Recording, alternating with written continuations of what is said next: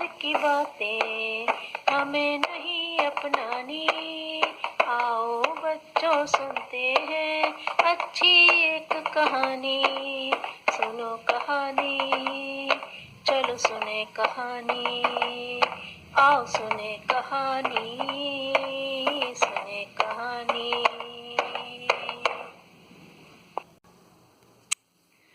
अच्छा बच्चों, ये तो आप मानते हो ना कि हमें अच्छी बातें सीखनी चाहिए और अच्छी बातें सीखते रहना चाहिए और आगे बढ़ने का प्रयत्न करना चाहिए। तो हम अच्छी बातें कहाँ से सीखेंगे? हमें कैसे पता लगेगा कि ये अच्छा है या बुरा है? तो बच्चों, इन्हें हम आसानी से सीख सकते हैं कहानियों के माध्यम से। कहानियाँ हमें वही पढ़नी चाहिए, वही सुननी चाहिए जो हमें कुछ उन्नति प्रदान कर सके, कुछ हमें प्रेरणादायक कहानियों को सुनना चाहिए। तो आज हम सुनेंगे बच्चों ये कहानी का नाम है बच्चों आज हम सुनेंगे कहानी हठ का फल। हठ मीन्स स्टबर्ननेस, जिद। ठीक है, तो ध्यान से सुनना कहानी को और उसमें से अच्छी बातों को सीखना और अपनाना। ओके? एक बहुत घना जंगल था। उसमें एक पुराना तालाब बना हुआ था। वह तालाब गहरा भी था और बहुत बड़ा भी था, फैला हुआ था। तालाब के किनारे जल मुर्गियां और उनके बच्चे घूमते रहते थे। वे कभी पानी में तैरते थे, कभी पंखों से एक दूसरे पर पानी उछालते थे, कभी एक दूसरे से आगे बढ़ने की कोशिश करते थे। इस तरह खेलते कूदते उनका दिन बीतता रहता था। तालाब के किनारे पर एक चिंटू नाम के चूहे का बिल भी था। चिंटू के 2-3 छोटे छोटे बच्चे थे। जब चिंटू उनके लिए खाना जुटाने के लिए बिल से बाहर निकल जाता था तो बच्चे भी बिल के बाहर निकल आते थे। वे तीनों तालाब के किनारे पर आकर बैठ जाते और वहां से उन मुर्गी के बच्चों को वहां पर तालाब में खेलते हुए देखते रहते। वहां वे देखते कि पानी में जल मुर्गावी और उनके बच्चे तैर रहे हैं और खूब उनको आनंद आ रहा है। उन्हें पानी में खेलते हुए देखकर चूहे के उन तीनों बच्चों का मन भी ऐसा करता कि हम भी पानी में खेलें। उनका मन करता था कि वे भी तैरें, पर वहां एक बड़ी सी जल मुर्गावी थी। वह उन्हें पानी में जाने नहीं देती थी, क्योंकि वो तो बड़ी थी तो उसको पता था कि ये तो छोटे बच्चे पानी में अगर जाएंगे तो डूब जाएंगे, क्योंकि चूहे तो पानी में नहीं जाते हैं ना। शाम को चूहे के बच्चे घर लौटे। चिंटू के साथ बैठकर सबने खाना खाया। चिंटू के बड़े बच्चे का नाम था मिंटू। वह बोला, पिताजी, मुर्गावी काकी बड़ी खराब है। क्यों? क्या बात है बेटा? उन्होंने क्या किया? चिंटू ने पूछा। पिताजी, वह खुद तो सारे दिन पानी में खेलती रहती हैं और उनके बच्चे भी पानी में खेलते रहते हैं, तैरते रहते हैं। उन्हें तो वह मना नहीं करती। हम किनारे पर बैठे बैठे उनका खेल देखते रहते हैं।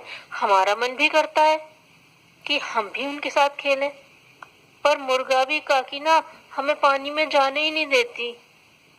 उन्होंने हमें तालाब में पैर तक भी नहीं रखने दिया।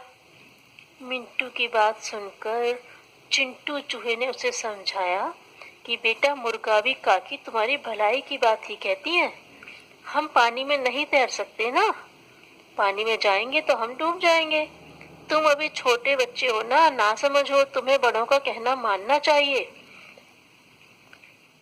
दूसरे दिन जब चिंटू बिल से बाहर चला गया तो उसके दोनों बच्चे भी बाहर निकले। इधर उधर घूम कर वे तालाब के किनारे आकर बैठ गए। बड़ी देर तक वो मुर्गावी के बच्चों के खेल कूद देखते रहे। कुछ देर बाद बड़ी मुर्गावी खाना खाने चली गई तो मिंटू ने सोचा कि अब तो हमें कोई रोकने वाला टोकने वाला है ही नहीं, तो चलो आज हम पानी में ही तैरेंगे। वह अपने छोटे भाइयों से बोला, नीतू चलो आज हम भी तैरेंगे पानी में। प्रीतु बोला, भैया पिताजी ने मना किया था ना। मिंटू बोला, पिताजी को तो हम बताएंगे ही नहीं। तुझे पानी में खेलना है ना, तो जल्दी आजा। प्रीतु की बात बिना सुने ही मिंटू तालाब में तेजी से उतर गया। उसके पीछे पीछे धीरे धीरे नीतू प्रीतु भी आगे बढ़े। वे अभी पानी में उतरने की सोच ही रहे थे कि एक आवाज सुनाई दी। कोई जोर जोर से कह रहा था, बचाओ बचाओ। उन्होंने ध्यान से सुना तो पता लगा कि वह आवाज तो उनके बड़े भैया मिंटू की ही है। बात यह हुई कि तालाब था बहुत गहरा। मिंटू जैसे ही उसमें उतरा तो डूबने लगा। अब वही सहायता के लिए जोर जोर से चिल्ला रहा था। उसकी आवाज सुनकर दूसरे किनारे पर तैर रही मुर्गावी के बच्चे भी दौड़े दौड़े आए। उन्होंने गोता लगाकर मिंटू को निकालने की बहुत कोशिशें की, पर सब बेकार गईं। तालाब गहरा था, मिंटू का कुछ पता ही नहीं लग पा रहा था। नीतू प्रीतु ने भी तालाब में उतरने की कोशिश की, पर मुर्गावी के बच्चों ने रोक दिया। वे बोले, यदि तुम उतरोगे तो तुम भी डूब जाओगे, इसलिए तुम दूर ही खड़े रहो, तालाब में उतरने का जरा भी प्रयत्न मत करना। विवश होकर दोनों तालाब के किनारे बैठकर रोने लगे। थोड़ी देर में मुर्गावियां घर से लौटकर आईं। नीतू प्रीतु ने उन्हें रोते रोते सारी बात बताई। मुर्गावी काली समझ गई। तभी उसने अपने बच्चों के पास डूबते बहते मिंटू को देखा। काकी ने झपट कर अपनी चोट से उसकी पूंछ पकड़ ली। किसकी? मिंटू की, जो पानी में बह रहा था ना, उसकी। उसने मिंटू को किनारे पर धूप में लिटा दिया। नीतू प्रीतु भी सहमे सहमे से उसके पास बैठ गए। शाम तक मिंटू ने चलने फिरने की हिम्मत ना सकी। चिंटू चूहा तीनों बच्चों को घर में न पाकर ढूंढता हुआ तालाब के किनारे आया। सारी बात जानकर वह मिंटू को उठाकर घर लेकर गया। भीगने से मिंटू को बुखार भी आ गया था। कई दिन तक उसने शीलू लोमड़ी की कड़वी दवा खाई, भूखा प्यासा रहा, तब कहीं जाकर मिंटू ठीक हुआ। उसने और नीतू प्रीतु ने सोच लिया कि अब हम हमेशा बड़ों की आज्ञा मानेंगे और बिना उनसे पूछे कोई काम नहीं करेंगे, और जो बातें हमें मना की जाएंगी उसको तो हम बिल्कुल भी नहीं करेंगे। तो बच्चों, आज की कहानी से हमने क्या सबक सीखा? कि जिद करना, हठ करना अच्छी बात नहीं होती है। Stubbornness is not a good thing.